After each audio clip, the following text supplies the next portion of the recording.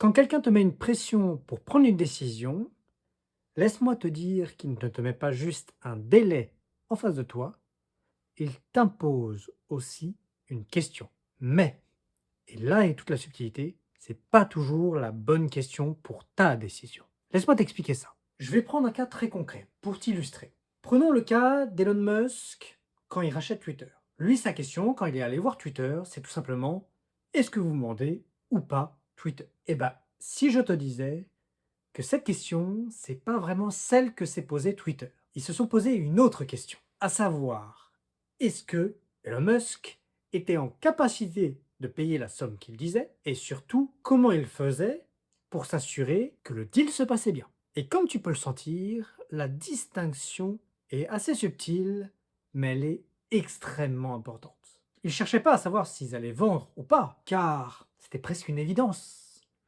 mais ils ont réglé les détails à côté, qui entourent cette prise de décision. Et ce que je veux que tu comprennes avec cet exemple, bah c'est quand ton associé, quand ton boss te pose une question, est-ce que tu dois répondre parfaitement à la question qu'il te pose ou tu as ta propre question qui doit apparaître à côté. Et ça c'est peut-être l'origine d'une bonne décision. Et si tu veux en savoir plus, notamment sur le cas Twitter, eh ben sache que j'ai fait un super épisode qui est déjà présent sur tous les réseaux et que tu trouveras via la description. Allez, à très vite.